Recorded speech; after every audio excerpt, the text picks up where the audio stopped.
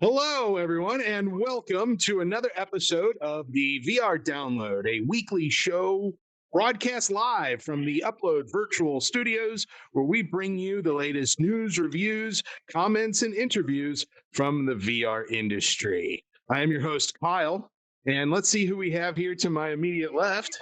Hello, everybody. It's Harry, UploadVR news writer and community moderator. Jamie Feldham, senior editor of the United Kingdom, including Scotland. High five. Yeah. This is David Jagno, senior editor, mostly focused on the video games. Ian Hamilton here, managing editor. I got my Quest 2 on Saturday, and I am a bit overwhelmed trying to catch up. This is the Quest 2 panel, all three of us. All right. Can you guys see our faces with your low resolution? I don't know. I can't see you through the screen Wow. door. Oh, man. Well, that's the privilege of the table. Yeah. Over there. Look at them all over David's there. better than us. I had the Quest 1, was it last week or whenever we last broadcast, and I could not really make out Kyle's blue eyes. I can make them out this week. My eyes are green, so maybe you have some dead pixels like Jamie did. Hey, We are also joined by Rob, by the way. He is here, the dead pixel. I can only see him in here, but I feel like it's only because we've got very bright visuals in here, and when I'm swinging swords in Until You Fall, I'm not going to notice it. Let's get into our normal routine of show business. What are we playing this week? David, I think you should go first and tell us what you've been playing this week. I haven't really been playing much of anything important, nothing noteworthy that anyone would care about. I was just recently playing this new Star Trek VR game. Bridge Crew. It's the one where you go to Hogwarts. Squadrons, everybody. That's what I'm talking about. Star Wars Squadrons. It comes out tonight, or if you're in Australia, it's already out because you're in the future. Harry has it. He's downloading it. It unlocked. I checked last night before I went to sleep for this. I was like checking. It was like unlocks in like an hour. That's not fair. Yeah, I like productivity rest of the day. That's Yeah, so that's a game that has been dominating my mind really for like the last month, but I just got access to it on Tuesday afternoon. I've only had it for about 48 hours, and maybe around 10 of those I've been able to spend in it. Not as much as I would have liked. I have spent time in it. I've been having to do a lot of writing as well. You can read our review in progress at uploadvr.com. I've played close to half of the story so far. I've done the AI multiplayer mode. I've done all the different practice modes and like tutorial modes and stuff like that. So I'm really waiting to finish the story and then playing multiplayer once all the servers are live. I'm just blown away. I mean, it's better than I expected, and I already had high expectations.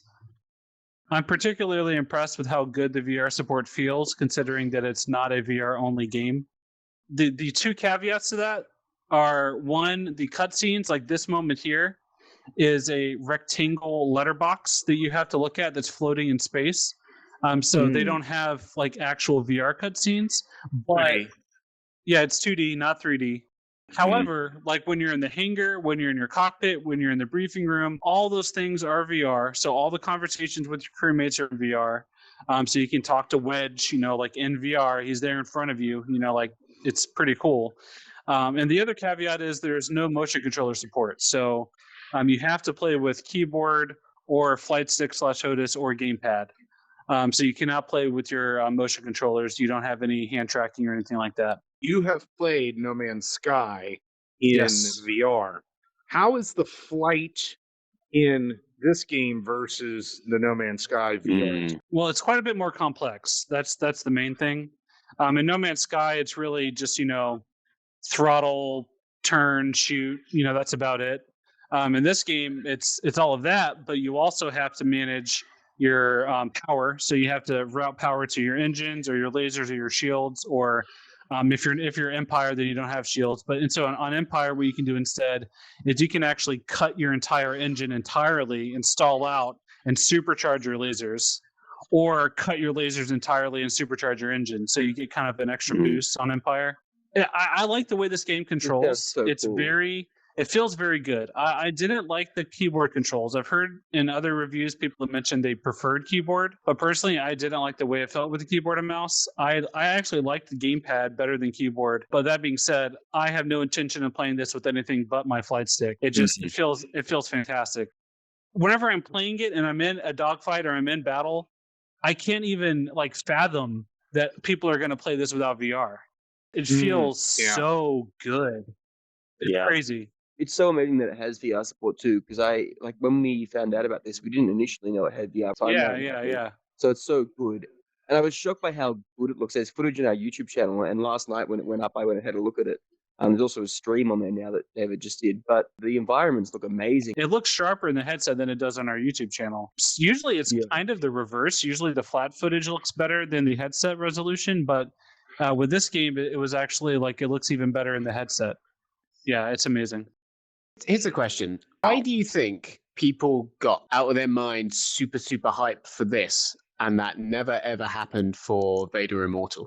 Multiplayer? In Vader Immortal, you play as like a random and you meet Vader. This is like every Star Wars movie. You see this and go, I want to do this. And it's this like hyper focus. To technology fit. Yeah, exactly. Yeah. X-Wing versus TIE Fighter. I used to love playing that game. And I think I want to give EA a major shout out for having multiple types of input. I mean, I know people even back in the day, keyboard and mouse. I need a, Gravis gamepad, or the HOTAS, if you were rich back then and had that. But for them to give you all these options and VR, I mean, EA's all in at this point. It wasn't going to support HOTAS on console originally either. And then they heard that people got so frustrated by that I think it was about 2 weeks ago, they put out an update saying, there'll be a day one patch to support it on console. Yeah. Can you put back up that screenshot? The one that showed the little bobblehead? Yeah, I was going to ask about that. Is that a standard thing, or it's a cosmetic that you unlock? So whenever you're playing, you earn 2 types of currency from multiplayer. You earn glory points, which are used for your pilot customization, and you earn requisition points, which are earned for your cockpit and ship customization. Little bobbleheads are on the left. You get a keychain that you can get on the right, and you also get a hologram on the right. So it's 3 different cosmetic things that you can add just to add some more personality. By default, you don't have anything though, so you have to save up to purchase those things. Jamie, but Ian's name tag, and then Ian, but Harry's name tag. I have been playing Until You Fall this week, which it came out on Quest and PSVR on Tuesday. Hopefully going to have my review on tomorrow, which is Friday. Shell Games, the guys that did I Expect You to Die, released this on PC like a year ago, early access. Roguelite, dungeon crawler type thing. You keep going. Did they add exploration, or are there puzzles in the levels, or is it all just one fight to the next and you just go over and berate? Yeah, it's one fight to the next. If you're a fan of this genre with traditional games, you want to be thinking of games like Dead Cells, Rogue Legacy, Hades, which is very popular right now. It's very much the same kind of deal. Yeah. It's very much the same thing. Randomized levels, go in. It's a very interesting combat system. It's like this mix of kind of physics-driven heft, but also there's a lot of arcade edge to it. You have to hit in certain directions and stuff. It can be a little overwhelming at times. But yeah, no, I think it's a really, really cool game. The visuals are fantastic. And it holds up really well on Quest as well. Looks really, really good on Quest, I think, personally. And it's also out on PSVR this week. And I think the full version of the PC version is still coming. But yeah, review tomorrow. My only question is it really exhausting? Because roguelikes, I can't imagine if it's kind of this hack and slashing kind of thing and you're trying to do it over and over again, where that kind of well, that's where they got the name for the game, because you keep playing. until you just exactly. It's literal. I played a little bit of it when I first got the Quest 2. It was one of the first things I installed. But I also played it in seated position and tried to play it that way with snap turning, and then basically just right in front of you doing the different sort of blocking maneuvers and slashing when the time is right. And I don't know, I'm really glad you got into it deeply, Jamie. It's just I didn't feel like I could really judge the whole game based on that seated experience. It seems like there's a lot of the game in standing, and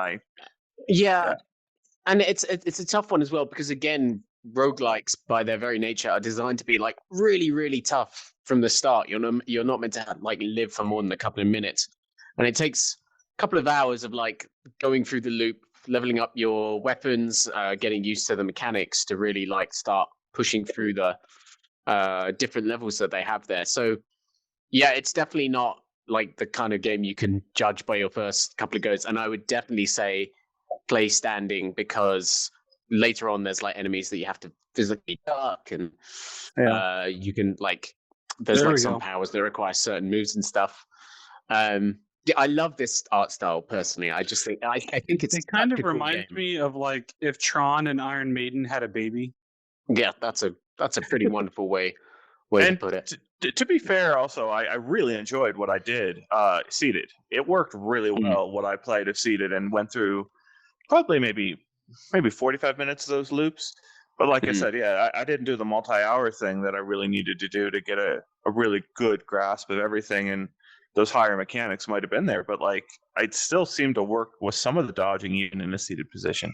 I have a feeling that this game is going to find its legs on Quest mostly, because on PC the early access launched the same day as Asgard's Wrath, which was just just cruel and mean by Oculus. You know, like I don't know what they had against it, like why they chose that. I don't know whose decision that was, but it was not good for Until You Fall, because they have similar combat styles. But Asgard's Wrath is, you know, like a massive multi-million-dollar funded AAA game, whereas Shell, you know, they're a smaller studio. This is a roguelike. It's meant to be repetitive to master it, rather than, you know, a 25-30 hour RPG. So it's just a different type of game, and they got compared a lot unfairly. Yeah, they did that, and that was a tough sticking point. I mean, I think they've come out of it like fairly well. I think the game had a pretty solid following this year, like tracking it. But yeah, I definitely agree. And you know, it's one of those games, the benefits of coming out like now, which means it's kind of not quite, but kind of a launch title for Quest 2. It's going to have that much more visibility compared to a lot of other titles going into in 2 weeks' time, which is really going to help it, I think. Now is the time to launch. If you're looking for a Quest launch, like between now and 2 weeks' time, it's like you want to be at the top of the shop as soon as I really wonder what sales we're going to see on October 13th. I really wonder, are devs free to kind of like do that $2, $3 discount on the Oculus Store? Because I don't think there's, I guess, similar in terms of amount of content, but I think in like content pricing and stuff, like I think about the Switch and the eShop store and the Switch, and like there's a lot of stuff I've read about how developers on that will just discount by like 20%, and it leads to a ridiculous increase in sales. We specifically have on our site, Waltz of the Wizard dropped from $10 to $8 and had its biggest sale day ever on Oculus Quest. Yeah, and that's more or less what I'm wondering, if a lot of devs, why they wouldn't do that right on October 13th to 15th.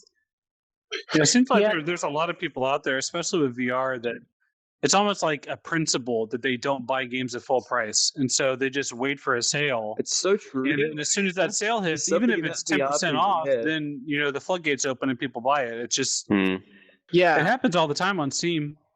It does, but then we don't know how much control Facebook has over that element. It's like like especially with like the success they've seen. I think they've been pretty stringent with the sales so far. They've probably been like 2 or 3, and when they're launching on the 13th and they've got all this new content coming out as well, and they'll people will buy Beat Saber for full price on launch day. Why would someone buy Until You Fall if they could buy Journey of the Gods and Super Hot together for the same price if they're on sale? Yeah. I also think it's interesting. Maybe we're reaching the end of this point now, but I remember when I got my Quest like a bit more than a year ago now, and like there was, when I got it, you could scroll through everything pretty quickly. Like there was an end to the shop listing. You go like browse all. Whereas now you still can, but we're just getting to the point where I think it's starting to get big enough that you probably wouldn't like just go browse all and scroll through, which I think will be like an interesting tipping point from here on. Because like when I got it, it was like, oh, these are all the things I can get. That's how much they're all priced. I guess I'll get this, this, and this because it's kind of the best like value or whatever. Whereas you're never probably anymore going to scroll through every single listing because there's just too many now. I think that probably changed the way people, especially people who just get a headset, kind of choose what to buy first off. It'd be interesting. It's a good point. Harry, did you play anything fun this week? whether it was fun is the tricky part.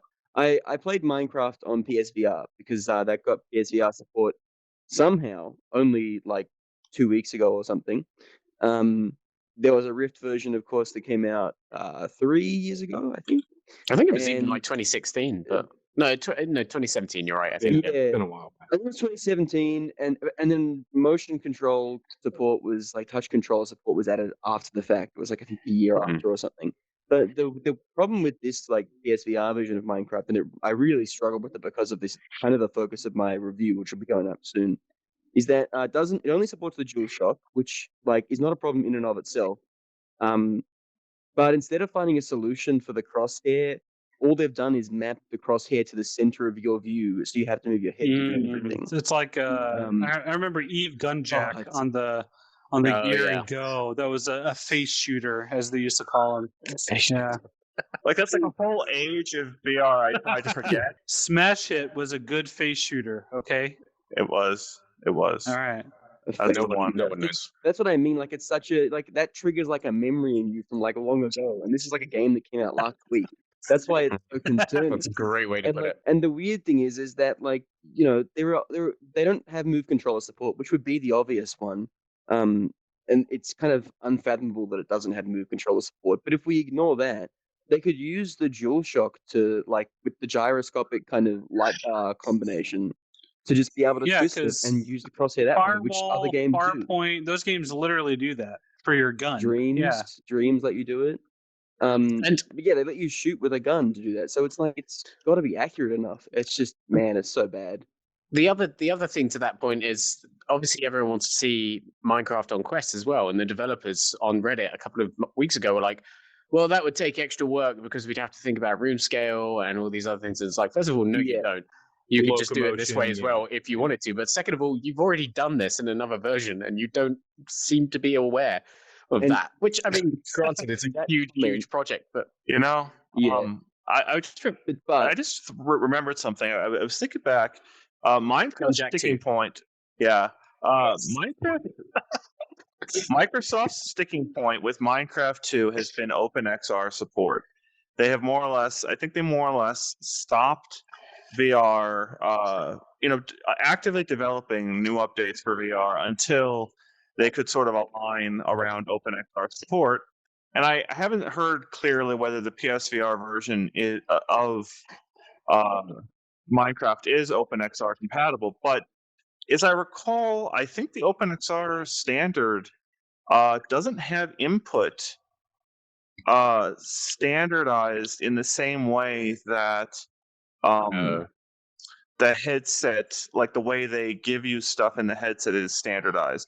So like there's like an interoperable standard for how we get visuals to your eyes and audio to your ears. But as I recall, I think there was a little bit separate part of the OpenXR standard that kind of encompassed motion controls and input in general.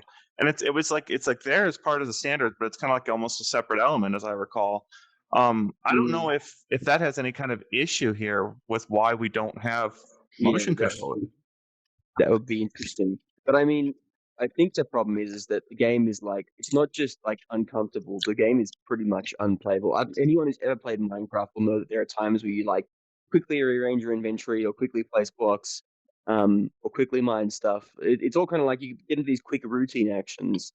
You don't even think about them. But on this version of the game, it's like not only like just very hard to do those, but it's like neck straining too, because you're trying to build a house and you're like, and it's like I'm constantly like shifting my head, and these are like 10-degree increments. Block goes here, block goes here, block goes here. Next, and block goes here. My roommate like walked into the lounge room. He's like, "What are you doing? Because you look ridiculous." And like, if you had to fight zombies and you're trying to run away from them, you have to like run and position the crosshair. It's just like it's like a game. Man. It just doesn't work. Remember when Minecraft was coming out for the HoloLens? Anyone? Yeah. Anyone? Those are fun tech demos. That's a really cool demonstration, right? That they showed on stage. That at 1E3. I was even into this stuff. I remember seeing that and being like, "Wow, that looks really cool," and then being like, "That'll never happen," and it never did. Where they had the hologram that everyone could see in the audience, and the people wearing the glasses, and it made you think, "Oh wow, that's what it looks like. That's crazy." It's like they and like they were not so projecting much. Minecraft into the stage. And that's not how it works. Yeah. It also All just right. speaks to a Hey, weird Ian, kind of do you- aversion. Oh no. I just going to say, it just speaks to a weird kind of aversion with PlayStation Move controllers at the moment, like Hitman as well, which is coming out soon, but doesn't have Move controller support. And why it should. That's true, Yeah, actually. and who knows if the new controllers? I want to take those Move controllers, Very true. and I want to put a bag over someone's head. And then you just got to do it tighter. I got That's confused your with VR thinking PC. Hitman for a minute, and you just really. I was like, "Where's he going with this joke? What is he referring to?" Like, you just talking about No, Hitman. But it's, I was like, it's actually "Is that what funny you're talking that you about?" mentioned that because Manhunt 2 on the Nintendo Wii, that's a game with motion controller Right. support where you can beat people to death with Wii controllers. This is true. It's a deep. I'm kind of Yes. hoping that Hitman has finger tracking so I can, do the old eye gouge, just regular around. Oh yeah, you can be like on This Game is of Thrones. the actual version of the Three I was Stooges. just like, What's going on here? Like reach out, rip your tongue as out. someone. And as I think Why are one we of the laughing people that about actually this? I played don't- the recent Hitman games, I'm just imagining you guys doing this and you're walking through like a New York bank and one of you just walks up to the other person and just like smashes the eyes. Like, you're not going to get away with that, guys. It's No, going to be pretty no, clear. no, It's no, going to no. be subtle. But then I'll have a gun and just, I'm going to Anyway. get you guys started. Let's get into the first piece of news. I'm going to get you guys started, and I'm going to have to jump out and replug my headset in because my battery is dangerously low. So the first piece of news for this episode, yes, we are going to do news, believe it or not. It's about the HP Reverb G2. I'm going to say this wrong. Omnicept Yes. they said it wrong. edition. It's face and eye tracking coming in 2021. Face and eye tracking. Who wants to tackle this? This Go is ahead, cool. Ian. Ian. Yeah, I wasn't sure if my hands were showing up. Yeah. Oh yeah. I'll raise my hand. No. So that is so we did this media briefing with HP where they explained what this device was going to be. It's coming early 2021, and it's going to be basically the entire G2 that we already have heard about, the Valve-powered sort of system here with Valve Audio, Valve Lens technology. Is going to have a face sensor pointed down at the face to capture mouth movements, as well as Toby's eye tracking inside the lenses or in the sort of inside the headset area, so you can track your eye movements. I've always found with some of those eye tracking solutions and some of Toby's, do you sometimes notice the light, the infrared light from the cameras? I have, and I've talked to Toby about that, and he says he'll get right on it. This is all right. So I can't wait to talk about the game that we're under embargo. The playing together with you online is it's just it's such a different experience. To just get sick in VR with two people that don't get sick in VR very often, and sit there behind trying to crawl behind you as I'm trying not to vomit on the ground as you guys just jump across the landscape or fly around. Experience. You're not physically downed in the game, but me and David are having to protect you as if you've already been shot down, basically. Yeah.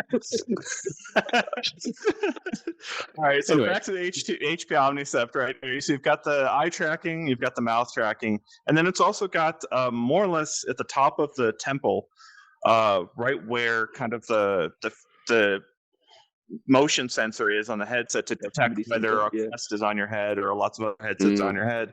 There's a heart rate sensor.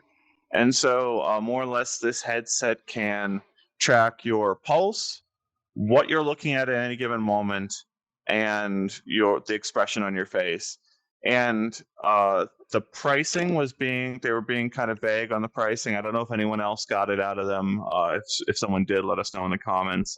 It was asked during the briefing, and they didn't really say. In the document where they say for this headset that application developers, they're seeking a 2% cut of revenue on profit for developers that use the APIs that these sensors more or less deliver to the developer. So I don't know. Lots of people out there haven't tried eye tracking. It's unknown. You think about the circle of people who have tried VR being very small. The circle of people who have tried eye tracking in VR is way, way, way smaller. and it can feel like a superpower when it's done right, where I can be looking at Harry and grab an object on the table here and throw it to him.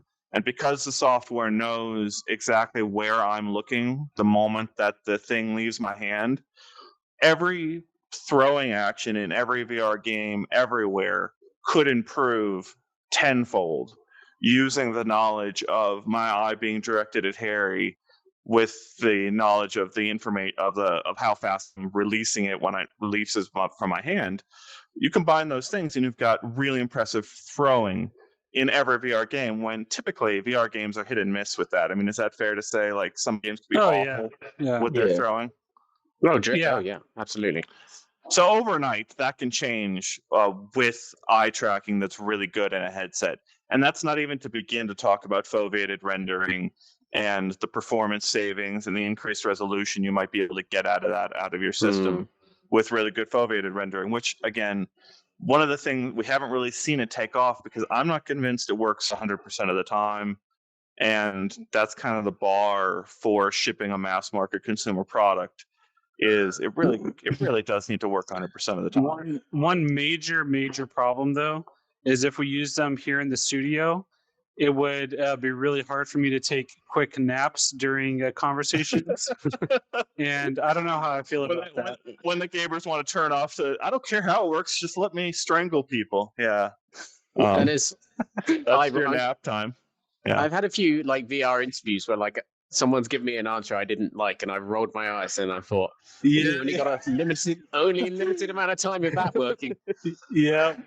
Well, there's of course that scene in Ready Player One, and it was even in the book too, where it really detailed the ability to switch off the emotional suppression. Yeah. With just like one button. It's funny to imagine that kind of being here next year or the year after, if stuff like this is kind of in a future headset like Quest, a Quest Pro or something like that. If they really make it up market, like Carmack kind of hinted in his keynote, we could maybe have like something with those kinds of sensors in a future Quest for a couple $100 more, but I don't know how many hundreds of dollars more. Quest 3 Pro Face Edition. Did anyone think it would take Carl this long to charge his headset? No, but his name is still there too, so it seems like I can take. I don't even think he's disconnected. It's okay. Hang on, Harry. This is a B2B thing. It's too expensive. What's next? Anyway, folks, this is my Kyle impression. Speaking of eye tracking, maybe there's an onslaught of it in the future. Onslaught. Did onslaught. That was an excellent segue. Oh my god, that was fantastic. What was the news? Anyway, I missed it. Well, there's been an onslaught of news. The Walking Dead onslaught is it's a game. It is. Yeah. It's a game, isn't it? It's highly unfortunate, but it is out for people to buy. Damn. David, tell us about this one, which you have played, and luckily I avoided playing and got to play Minecraft instead. Yeah, Walking Dead Onslaught was pretty disappointing. It's a game that I originally played about a year and a half ago. Actually, even longer than that. I played a tech demo like 2 years ago. But at E3 2019, my demo, it's undergone a lot of changes. So obviously, Walking Dead Saints and Sinners came out at the beginning of the year from Skydance, and that's a fantastic game. One of the best VR games to date, I think. Anyone that's played it and enjoys stealth or horror, they probably agree. Like, it's an amazing game. Super interactive, incredible atmosphere, just an all-around fantastic immersive VR game. And The Walking Dead Onslaught is basically none of those things. And I don't mean that to be like super rude or mean, but I'm given Servios' track record. Well, hold on now. Wait a second. Given Servios' track record, with games like Raw Data and Creed and Westworld and Sprint Vector, like they made so many VR games.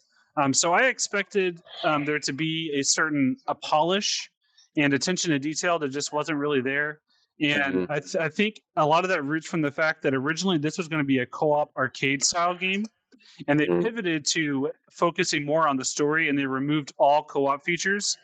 And as a result, who could have predicted? Yeah, I know, right? Bad idea. And they literally took away the one differentiating factor they had with Saints and Sinners. Yeah, like the one thing that could have been like, oh, I like Walking Dead, but I want to play with my friends. Okay, I'll get Onslaught. Like, you can't even do that. I don't like knives that break. Who? Yeah, no, exactly. Yeah, so that's another thing. There's no weapon degradation at all, which is weird for a game like this. Like, so you literally like the base knife that you get at the beginning of the game can easily just slide in and out of a zombie's head like butter, almost like no force required. So you can just go around and stab entire hordes without any risk of injury. Yeah, see, like, this is the artistry of UploadVR. It's just the fine differences between zombie killing is something that I don't think anyone else can describe as well as these two right here. That's accurate. Let's do it. Let's do it for the kids at home. All right. So, The Walking Dead Onslaught, like that, straight out. Okay. But now you're gonna have to work with me here, David. The Walking Dead Saints and Sinners, much more physics driven. Like I stab in really hard, and then as I move, oh god, and then as I move my hand around, move your head, move with me, stop it, like that. Whoa, how realistic! And there you see the nuance that really separates Saints and Sinners from Onslaught. So much nuance in that performance. Nuance it really was there. Yes. Yeah. I did feel like that was one of my best performances, actually. I feel sad because I really like Survios. I think they're such a great developer. I think they've had such a good output up until now. I think they must have had, I tweeted this earlier, I think they must have had such a tough year looking at the success of Saints and Sinners and trying to figure out what this game is. I mean, taking out the co-ops sounds like it probably was like a technical decision, right? Like it probably got to a point of looking at it. I'm wondering if AMC is obviously more involved with Onslaught because it's based on the show. Whereas Saints and Sinners has no connection to the show whatsoever. So I'm thinking AMC is like, okay, we gave you the IP, we gave you the characters, we gave you Daryl and Rick and Michonne and Carol. Like Saints and Sinners, story-focused game. So how about you guys pivot to that more because that worked. And so I think that's what my gut says is what happened. I don't know if that's true. But also the other thing too is that the half of the game, so the game split into two halves, right? You have the story mode, which are just linear campaign missions with Daryl talking in your ear and narrating over a campfire while you kill stuff. And then you have these scavenge missions where you get dropped into a city and you are then required to go pick your way through the city looting while a red fog is closing in on the level to represent, air quotes here, the horde. So you don't actually see a zombie horde. It's literally fog like Fortnite or PUBG. And if you stand inside the fog, it kills you slowly over time, just like in Fortnite. No, like it doesn't make any sense. It's just the one like great part about The Walking Dead, like as a show / comic. I've read the comics too. Was like the Horde. It was like yeah, that was like the cool element that they had of their zombie thing was this giant and hordes of zombies. And they made it a red frog. It's just, it's you can't do that. Your description of the horde is such an interesting one because I was wondering if the issue here was the realization midway that they really needed to be on Quest and ripped out pieces to make it run on Quest eventually. Is it launch on Quest or is it coming? No, there's no announcement for a Quest version at all. Actually, yeah, right, okay. Well, sure. What if they ripped out those pieces like that? What? Yeah. What if AMC was like, it needs to be on Quest? Yeah, I think talking about AMC. I can certainly see them being. I can see that needs to be on Quest, and then that could also play into the fact that co-op got removed because I will point out with that. 3 things that I really did like. One, Norman Reedus is an excellent voice actor. He reprises his role as Daryl Dixon. He does a great job. It's the original voice actor for Carol as well. Unfortunately, Rick and Michonne are not the show's actors, and you can tell immediately. It doesn't sound like Rick at all. Yeah. And you play as Rick a lot, and you hear his voice a lot, and it's very obvious. Yeah, just got to talking to him, talking back to him. The other thing is the settlement in Alexandria. It's actually really cool the way you collect supplies and build it up over time. You can see the village coming to life and new buildings springing up and more people come into your settlement. It's pretty cool. And the other thing too is visually it's okay, but the gore especially is pretty good. Like with the zombies, you can really you can chop off limbs. You can get pretty intricate with stuff. So they did a good job on that angle of it. How good is Norman Reedus's face and the animation? Sorry, Ian.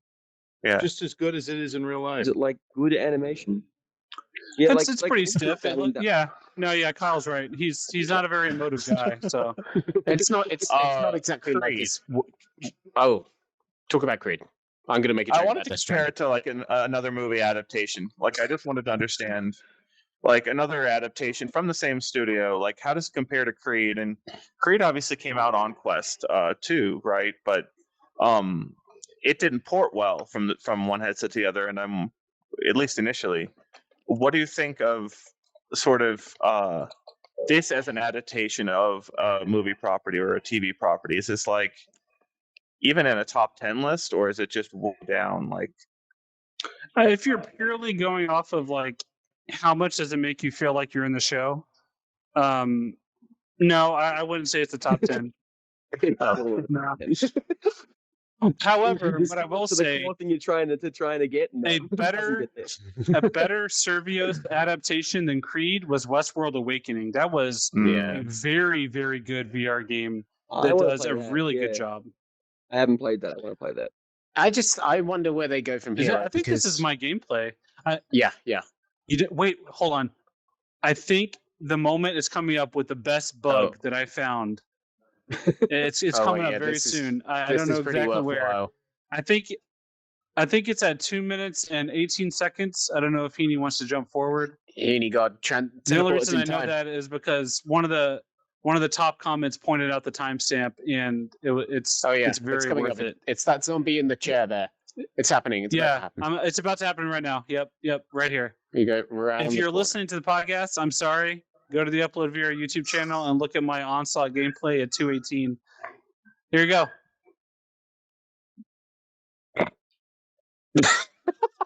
wait for it. Wait for it. Wait for it. And wham! Gone. The ultimate zombie killing machine. There you go. Wow. Oh, poor Servios, man.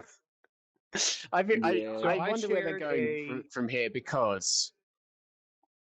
Yeah. I shared a video on Reddit that was on Reddit of the I think there's a delay in my audio here. Yeah. There was a video on Reddit of somebody walking around going shake, Sonora, Harry Belafonte, and just slamming on people. It was hilarious. That was really good. I thoroughly enjoyed that. Yeah. And there's an example. Everything is stapled down. You can't touch or pick up anything. That always really annoyed me. I don't know. It was one of the few things actually that annoyed me in Alex, which I get was kind of a point that was brought up a couple of times. I saw, it's I'm not even sure if it was Boneworks made me expect it, but just there were certain things that looked like you'd be able to kind of grab them and you couldn't. Oh yeah, I always hate that. It always really. I feel like that's one of the top cardinal sins of VR game development. Yeah. At this point now it is. I think it's it's like a marker of 2016 game development. It's that stapled down stuff. And we saw Saints and Sinners. I remember you guys looking at it earlier this year and saying this is like Boneworks. Those three games, Alex, Boneworks, and Saints and Sinners, have this physical level of interaction that needs to be kind of the basis of the future of VR games, and it sounds like this missed the mark there. Yeah, it does look like a game that's been in development for a long time, and then quickly change some things at the end, and it's kind of whoa, what There's that OP knife, everybody.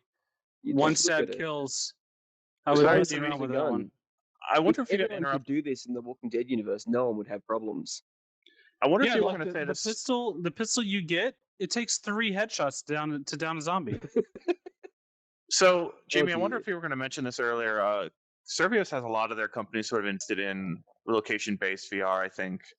They kind of had their own arcade space for a while, and their games were always kind of built in such a way that they could work well in arcade situations. And I don't know if, again, this isn't a good time for VR arcades. We've got literally John Carmack on record saying he thinks that location-based VR has taken a what do you call it, a fatal hit, I think was the word he used. Yeah, something like that. The other thing that's one part of it that I'd forgotten about the arcades actually, but I was also just thinking about their slate going forward. Right now, we know that they are making a bubble game for Quest, which doesn't sound too exciting, and they're actually making like a 2D version of Creed for the Switch, which is their first non-VR game. So I'm worried that which is weird. After this, and what was the other game they released at the end of last year? The pirate ship game, Battle Wake, was it? Battle Wake. Yeah, that didn't seem to take off either. So I'm just worried because they're such a good, dedicated VR developer, and I want to see them, move past this kind of bad period because they were so strong early on. I think what could really do well for them, I don't know if this is in development at all, but Raw Data 2, like that was the game that put them on the map. True, so even raw. Yeah. Hey, I have a question. Is Creed going from a VR game, because it was initially a VR game, into a 2D for another platform? Is that the first time a made for VR game has been turned into a 2D game? No, I don't think so. No, is it the same game? A fair few times. They take it out. It's more like a 2D brawler, like what do I mean? Like a beat 'em up. So you're not actually in. Is it meant to be the same game though? Or is it? I don't know if the content inside of the game is the same, but it's a third person beat 'em up now. I'd imagine, but it will use all the same assets and everything. I'm sure, making it very easy to make from that perspective. Yeah. See, Dave, based on your analysis of how the gun works, if it shot knives, that would be more accurate and better than if it shot bullets. That is a great idea. Without even sound or anything, this looks super unsatisfying. Yeah. Just the gun. Like the knife, you were going through people and then you get a gun and it's like useless. I don't know. And I wonder I will say, caveat here, you get better guns, you can upgrade your guns, they become better, but it's just so weird that usually like in a game like this, you find a gun and you're like, oh my God, finally, thank you, yes. Yeah. In this game, it's like, why do I... This is useless. And because again, going back to like the whole immersion thing that we were talking about, like Star Wars, like if you're playing out the kind of immersion fantasy of Walking Dead, it's like finding the gun and being like, oh my God, now I'm completely. Because in the show, when they have guns, it's like woohoo, like they're on a good streak. It's kind of like you've missed that whole kind of immersion, that level of immersion. There. Am I the only one that sees the fade in and then there's Norman Reedus and you're like, oh, this is Skyrim, right? Yeah. It kind of like, you're finally awake. Yeah, you're finally awake. You're finally awake. Took an arrow to the knee. Yeah, we heard it the first time. No, yeah, but you didn't laugh hard enough. Thank you. Oh, Mark, can we do that too? Repeat my jokes until I get the laugh I want? Awesome. Should we No. Let Harry do it since he does such a great impression of me. You want to do it? Yeah, I can do it. What's the next one? What are we? No, I got it. No, you can't do Virtual desktop. Virtual desktop is the next piece of news. Looks like our favorite virtual desktop developer, Guy Godin, has made the Oculus Quest 2 already run the PSVR at 90 hertz. So don't worry about it, Oculus. Guy's got you killed. Who wants to talk about this? As is so often the case. This is my favorite. All right. This is my favorite story of the week. And when you guys were talking about your games earlier in the week, this is what I was doing with the Quest 2. Very first, I basically got the Quest 2 from Facebook. And almost the next day, I had a message in my inbox saying, hey, do you want to see Quest to run PSVR games wirelessly at 90 hertz? So I installed the latest version of Virtual Desktop, and boom, it said 90 in the corner there, and I went and tried a couple of my sort of games that I always turn to, Beat Saber and Pistol Whip, to kind of like measure how they feel, because I've played those games so much on every platform. They're kind of like my. How many hours do you have on Pistol Whip? It's got to be in the 60s plus. Nice. I'm guessing. I don't know. Unfathomable, but you do you. But I cannot imagine 60 hours in Pistol Whip. But oh my god, that's a record. Anyway, You sorry. must be really good at shoot stuff. Flabbergasted. No. I've done like 55 of those hours. Only the vast majority of those hours in the background. Yeah. All right. So this is. I want to talk about virtual desktop, and then is it separate on there? Infinite Office. I would love. This is the other thing I did this week. I would love for Heaney to get Infinite Office video from Facebook Connect up on here so I can talk about it. But I was super impressed with 90 hertz mode in virtual desktop.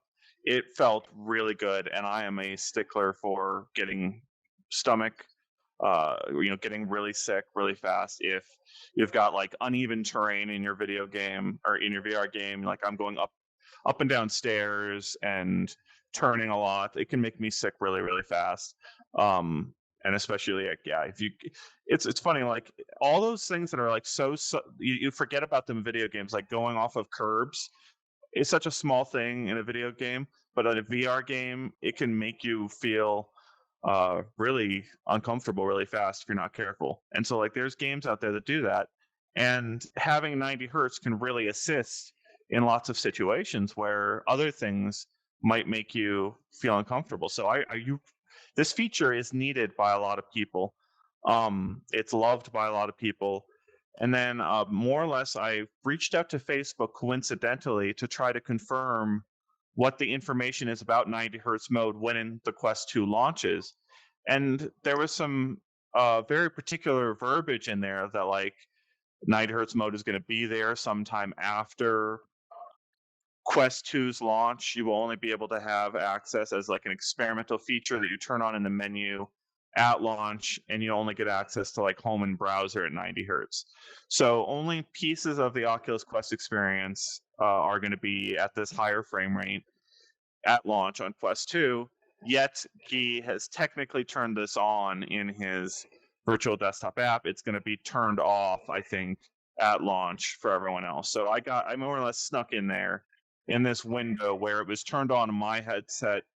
Guy had turned it on with his headset, even though he didn't have access to a Quest 2. Now, I will say this. Guy got a Quest 2 the day after my article ran. There you go. That.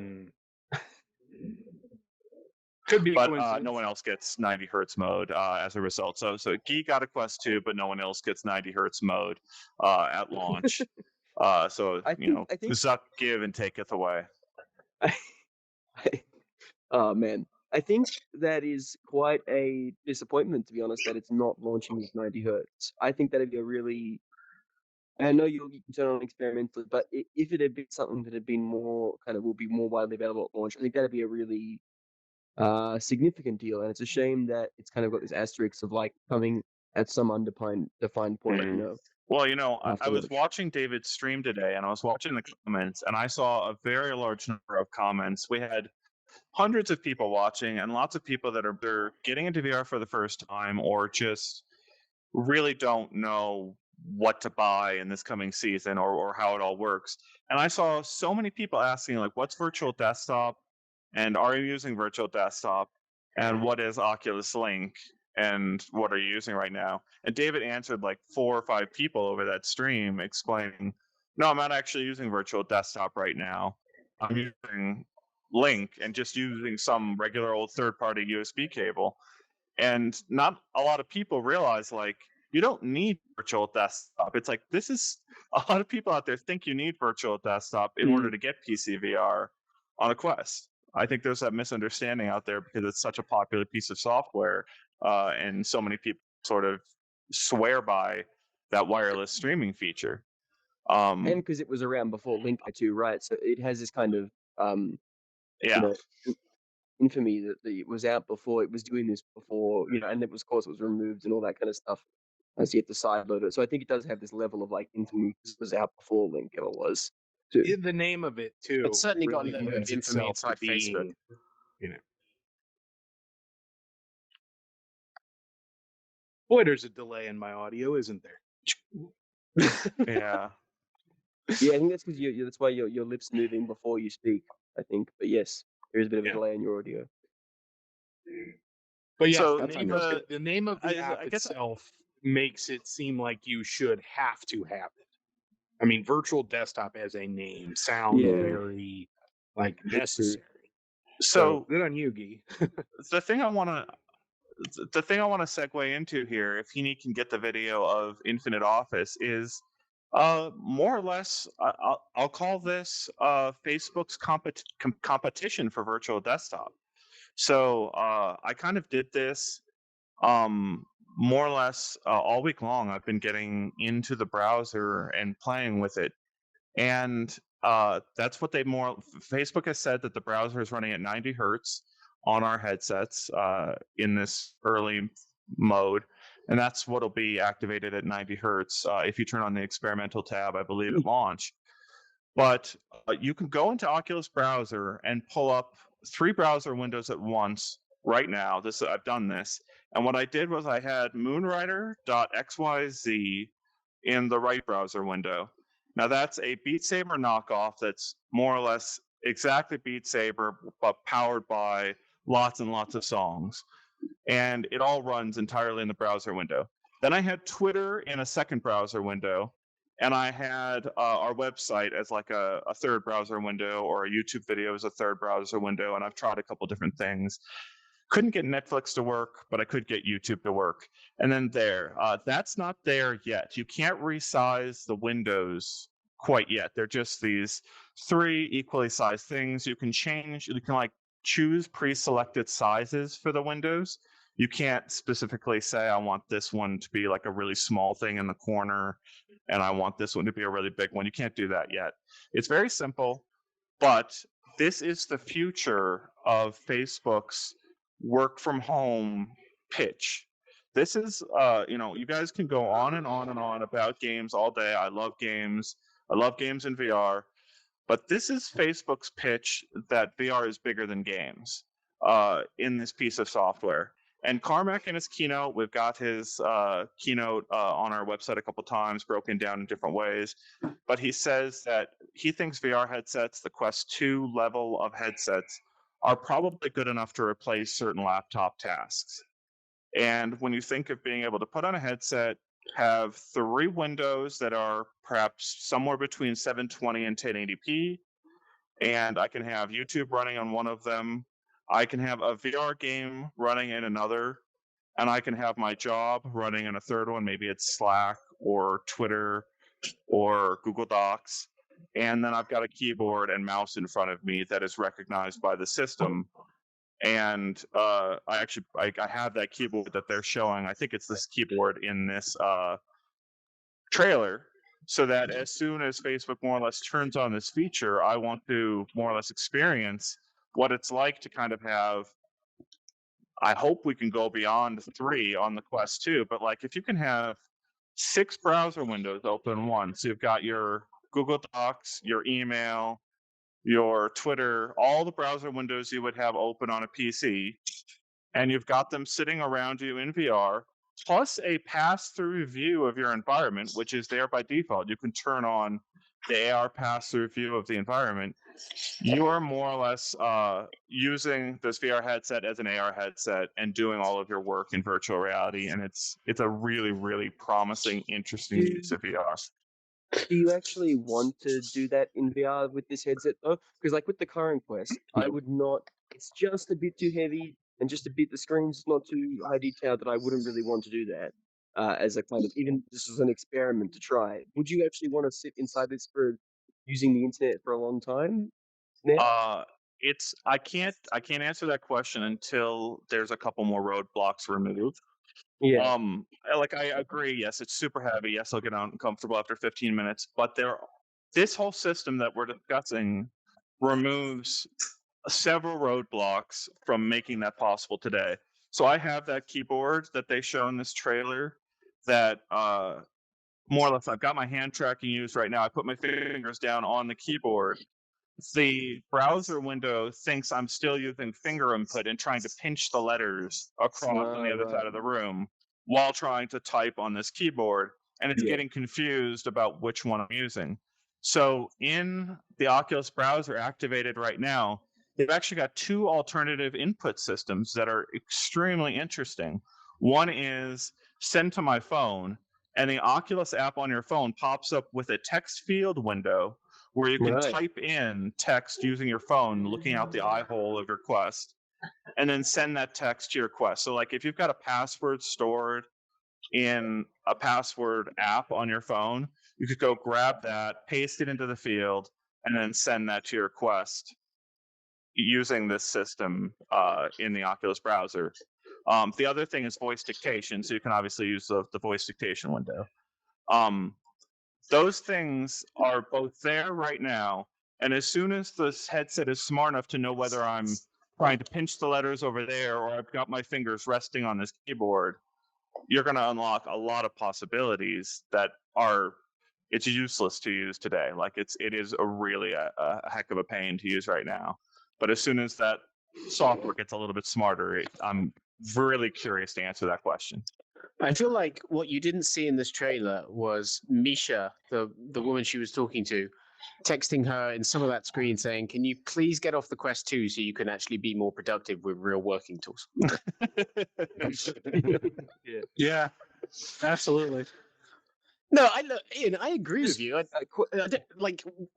I never doubted that like work and these things are like the big feature of VR, and like whatever, like I'm pretty sure this will be a pretty crappy experience when they first use it. Like I would never like trade it for when I first when like just using my normal desktop, but it's a start. That's the thing, right? Like however bad it is, it's a start.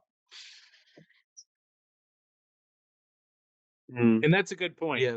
There has I just to be wonder a how start. much the yeah.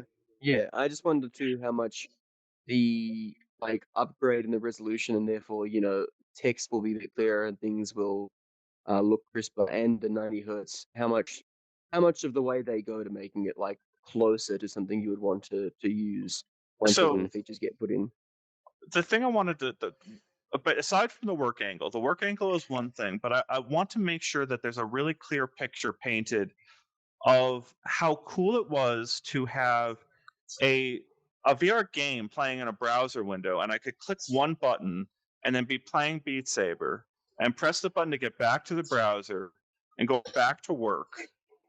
And then actually what I could do is play the music from the Beat Saber game while I'm doing work, and it would still play because it's a multi-browser window, and I could listen to the music that I was just Beat Sabering to while working, and then I've got like the social stuff going over here in another browser window. You just gave me a really cool idea, and it was running at 90 hertz. I guess the key. It was so smooth, and it just blew me away that it was so smooth, and all this website was literally that. It was just a website, so like instant loading and crisp visuals. I haven't seen anything that's looked that impressive and especially not on a standalone headset. I'm just imagining too now being in like a virtual office and being able to like have a virtual speaker with music playing and position it where I want in the virtual room using like spatial audio. Like because I'm very weirdly specific about not liking. Sometimes I have my speaker behind me on my bedside table. I'm like, I don't like how the sound gets to me at my desk from there as weird, even though it's like a meter away. And I was just thinking, you could reposition things like the audio. You could, have virtual speakers in different areas and stuff. That's really interesting, Harry. I'm sure we haven't thought of yet. I like that. Yeah. And I'm sure as new features come out for Infinite Desktop, it won't be limited desktop. It'll be actually Infinite Desktop. So we'll come back and revisit this as a topic of conversation later on as features come out. Let's move on to another piece of news. Let's talk about Solaris Off-World Combat, sci-fi Quake for the VR age. I mean, isn't Quake sci-fi though? So I don't know. I love Quake. I'm a big Quake fan. Quake Arena was always really big game. I played it with my older children. We would all go out and kill each other in the arena. It's a lot of fun. Who wants to talk about this game? It's a David game again. I liked it. Yeah, I reviewed it. So the review's up at UploadVR.com.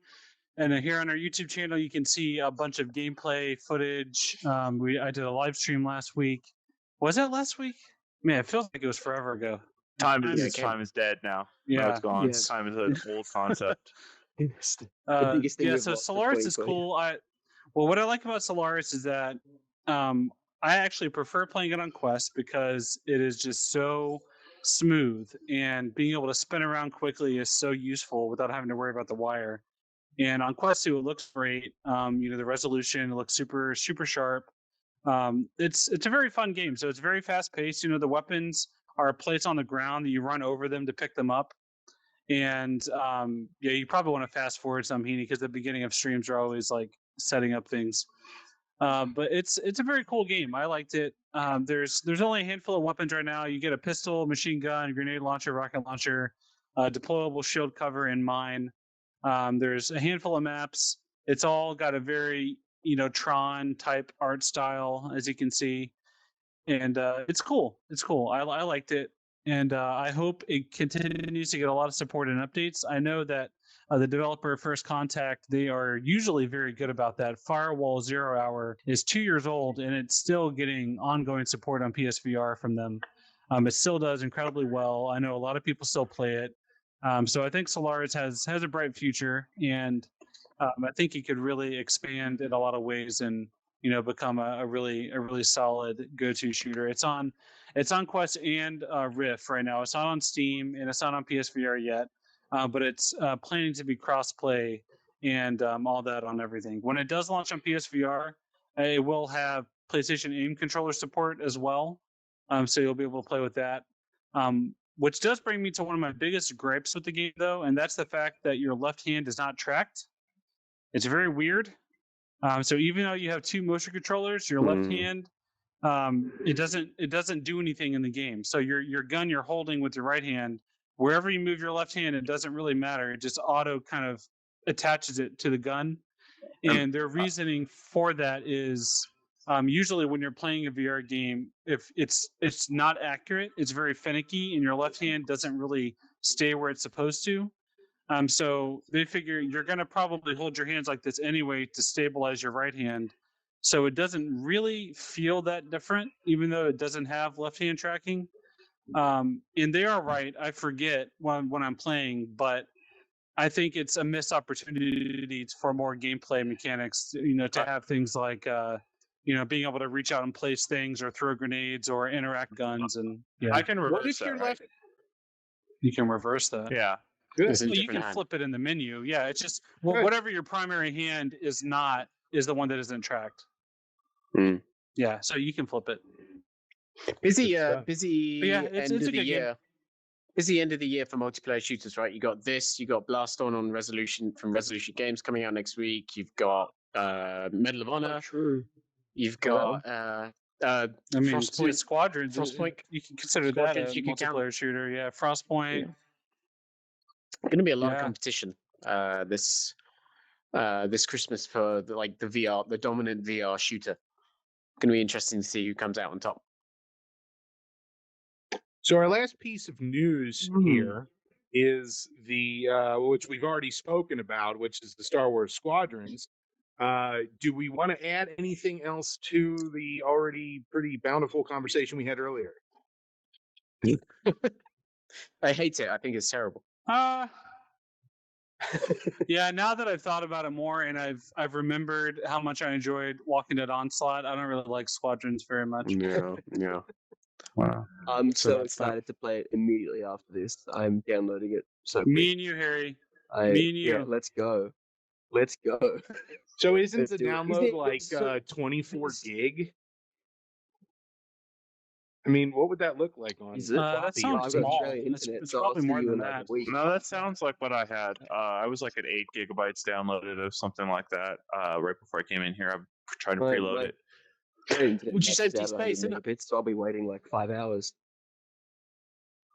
But Nice. just to be clear, David, there's no co-op or any kind of multiplayer that you can you can't run through the campaign together. The campaign, no, but you can do the fleet battle mode co-op against AI. Is fleet battle mode just like kind of 5v5 standard dogfighting? No, that's dogfight. So there are two modes. There's dogfight, which is 5v5 only, just pew pew pew. That's it. Yeah. Fleet battle is split into 3 phases. It's like a tug of war. So at the beginning of a fleet battle, you have a dogfight, and whichever side gets the upper hand, it shifts the front line to the capital ships. That you have to try to take out both capital ships on the other side. Once you take those out, you then have to attack their flagship, like a Star Destroyer or a carrier or whatever. And those flagships have shield generators, they have power cells, they have turrets, they have all those different things on top of them as defenses that you have to try to target. And there's a lot of strategy that can be involved in it, because while you're attacking their flagship, you're going to have the other enemy fighters trying to take you out. And then you also have to defend your carrier that's there trying to fight with you. So, switching to bombers to do bombing runs on the flagship, and then switching back to A-wings to tail the TIE fighters and get them off of your bombers, and then switching to support ship, and then having X-wing, which is kind of a more tanky fighter. And it's very complex. And then the fleet battle mode, also it can shift back. If they kill you enough and take out your Corvette, then it'll shift the tug back to your side, where you have to do another dogfight. And if they win that dogfight, then they go up to your front line. And so it goes back and forth until one of the ships is destroyed. I think what perhaps the reason why this is being so received, not just because it's a great game, which it obviously is, but I think expectations for this were set so clearly. Like, full props to their marketing team for setting the expectations. They were like, it's a multiplayer game, there's single player too, but they're kind of it's this kind of game. And it's priced at this price point. I think I saw someone say back when this was announced, it's like EA actually listened for once. Yeah. And they have gone down and made a list of all the things people wanted to hear, and they said all those things. There's no microtransactions. There's no microtransactions. There's an intricate, detailed multiplayer mode. There's co-op. There's cross-play. There's VR. You have all these input modes. You have a full campaign story mode. You can fly in any ship you want. Fully detailed cockpit. It's it's just so crazy. It's really like EA is actually starting to listen. And knock on wood. I'm gonna knock on my desk here. But hopefully that remains true, and they continue to don't worry, David. Actually, do consumer friendly things. The community will find something to complain about. Don't worry. There's got to be something. That's already happened. I saw plenty of complaints on the stream. There was one person that said, "Oh, there's no motion controller support. I'm no buy for me." It's like, yeah, but have you ever played a VR flight sim other than VTOL that actually plays well with motion controllers only? Yeah. I can't imagine having split controllers in a game like this, where you're holding, you're using a gamepad almost, but you're holding them separately, a bit like separated Joy-Cons. I can't stand playing with separated Joy-Cons, and I can't imagine that would feel good for this. It's like when we played Tetris Effect on the Quest, which was fun, but I hated playing it with separated, touch controllers. I wanted a gamepad to play that. It's such a fascinating choice to me, because we're at such a weird place in the VR market where so many devs are focusing around standalone and the Quest, and the main input system there right now is motion controllers. And here's this choice to focus on gamepad and other input systems, and I love motion controllers, and I love the added presence they can give you. Sort of like I really do want to have the flight stick in my hands mimicked 1-to-1, and have see my hands on the actual stick in front of me. And I know we're a ways away from that, but that's going to be a big one for me on a game like this. And but see, to me though, you notice that stuff before the battle begins, but once you're in combat, you're not looking at your hands anymore. And you need something that's accurate enough that you don't need to look down. If I'm using a joystick and I get comfortable enough to know where the buttons are, I'm focused on the fight. Like I'm making, I'm doing pings. I'm sending my squadron somewhere. I'm switching my engine powers and my shields and drifting. Really and makes me like want to get a I'm flight too stick. busy actually playing the game that I don't have time to worry about the fact that I can't see my hands in the game. So I don't know.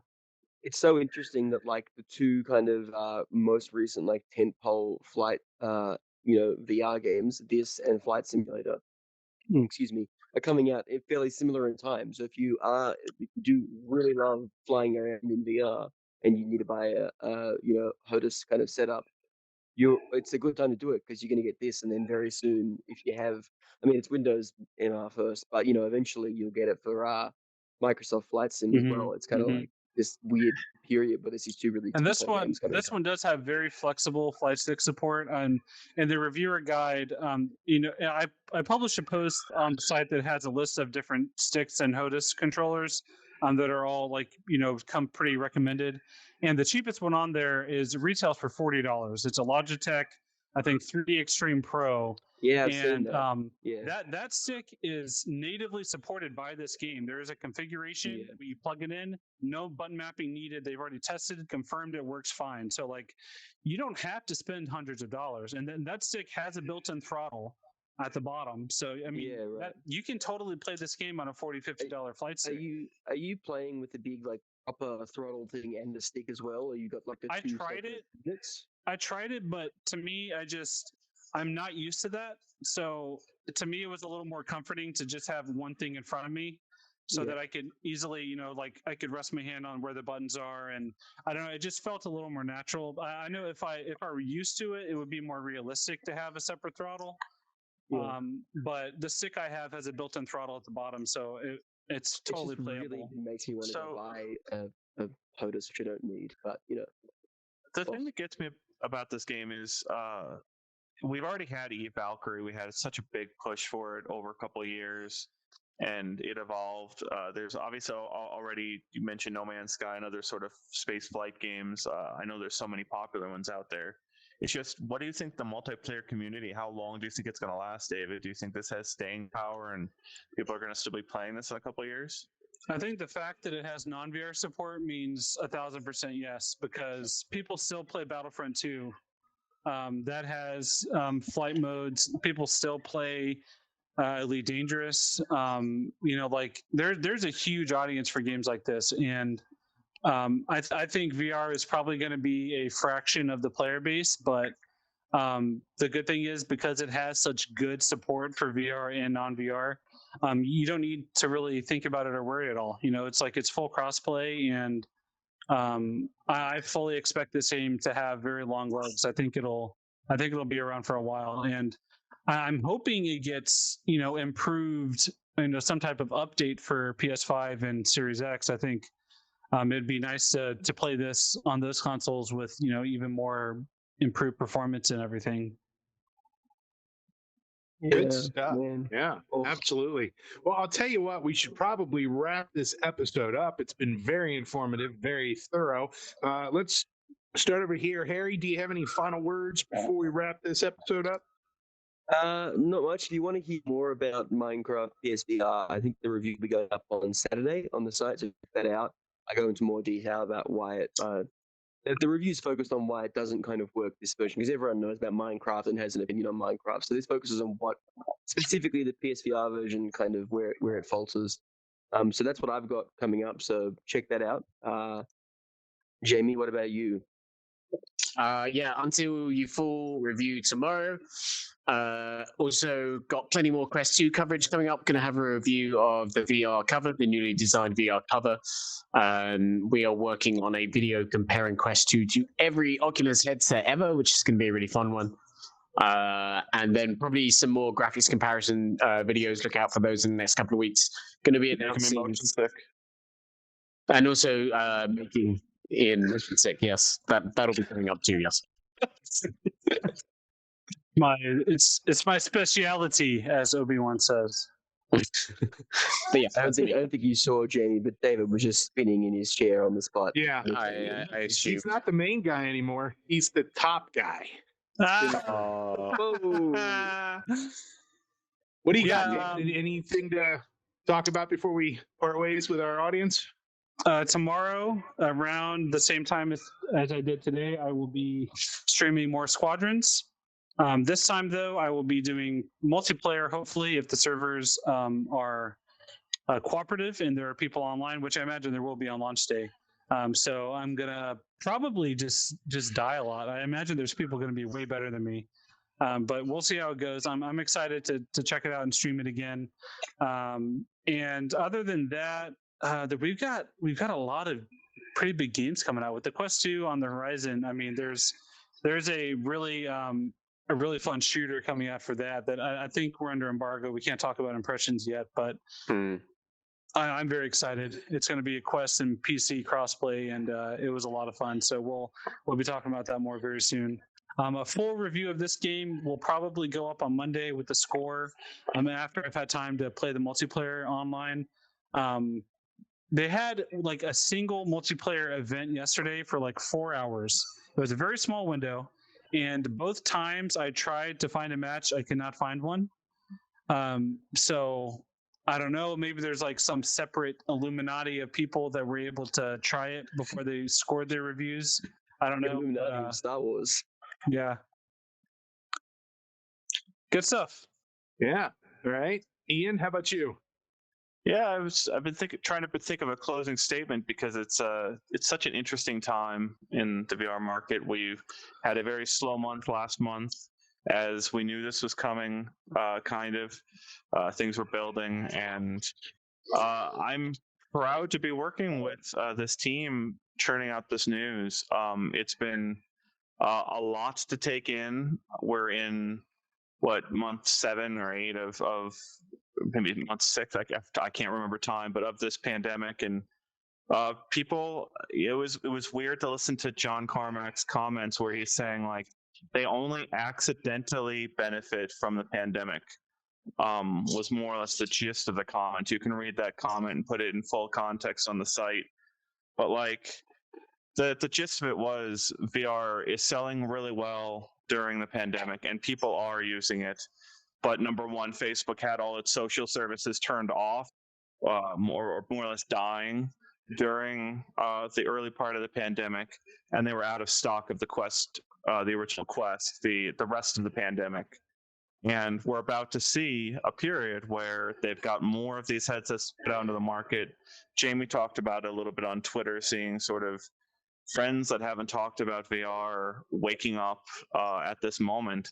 And it's so funny to kind of like be in this place where we've played Gunjack 5 years ago on a headset where you couldn't lean around, an Eve Valkyrie where you could lean around, but you had to have 6 wires running around your living room in order to have a VR experience, to here in 2020 where average people really are, for the first time, waking up to $300 price tag. Libs. I can't tell if Ian is making a closing statement for a podcast or practicing his prize speech for the Pulitzer this year. Yeah, right. It's very, very grandiose. I'd like to thank all the fans who made this day possible. We've got a lot of really big news to cover. We're trying to keep on top of it. It's really weird to kind of hear how excited everyone is for these games and to play these games and be so. I mean, it's gonna be so incredible to have Halloween with Saints and Sinners and Five Nights at Freddy's in so many homes, scaring so many people it's going to be the easiest thing to set up that anyone has ever shipped for VR, to have those incredible experiences. We've never seen a moment like that before, and I'm kind of taking it in that this is really a moment of change for the moment, for the market, in my opinion. And you guys are doing a great job covering it. Absolutely, and totally agree. We do live in interesting times, don't we? This is is that clapping? Does that come through? Yeah. Well, very good. Yes, and if you agree with Ian and you think that these are exciting, interesting times, and there's plenty of stuff to read and watch and learn about, go to UploadVR.com for all your news, reviews, comments, and interviews from the VR industry. Very good. I want to thank you all very much for watching, and we'll see you in the future. Farewell. Be good lives.